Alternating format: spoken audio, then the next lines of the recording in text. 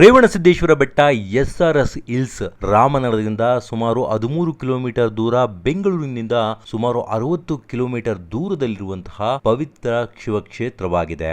ಸಮುದ್ರ ಮಟ್ಟದಿಂದ 3066 ಅಡಿ ಎತ್ತರದಲ್ಲಿ ನೈಸರ್ಗಿಕ ಗುಹೆಯಲ್ಲಿ ವಿರಾಜಮಾನವಾಗಿ ನೆಲೆಸಿರುವಂತಹ ರೇವಣಸಿದ್ದೇಶ್ವರರು ಕಲಿಯುಗಕ್ಕೆ ಬಂದ 5 ಮಹಾನ್ ಜಗದ್ಗುರುಗಳಲ್ಲಿ ರೇಣುಕಾಚಾರ್ಯರ ಪುನರ್ಜನ್ಮ ಅಂತ ಕೂಡ ಕರೀತಾರೆ.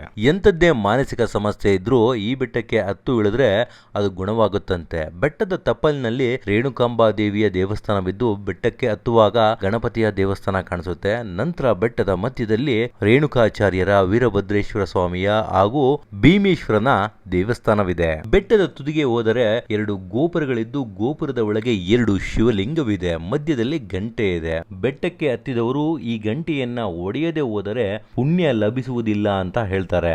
ಬೆಟ್ಟದ ಹಿಂಭಾಗದಿಂದ ಸ್ವಲ್ಪ ಕೆಳಕ್ಕೆ ಹೋಗ್ತಾ ಇದ್ದಂತೆ ಪ್ರಶಾಂತವಾಗಿರುವಂತಹ ಗುಹೆಯಲ್ಲಿ ವಿರಾಜಮಾನವಾಗಿರುವಂತಹ ರೇವಣ ಸಿದ್ದೇಶ್ವರರ ದರ್ಶನವಾಗುತ್ತೆ. ಬೆಟ್ಟದ ಮೇಲಿನಿಂದ ನೀವು ನೋಡಿದ್ರೆ ಇಡೀ ರಾಮನಗರ, ಬೆಟ್ಟ, ಗುಡ್ಡ, ಪರಿಸರ ನಿಮ್ಮ ಕಣ್ಣಿಗೆ ಅದ್ಭುತವಾಗಿ ಕಾಣಿಸುತ್ತೆ.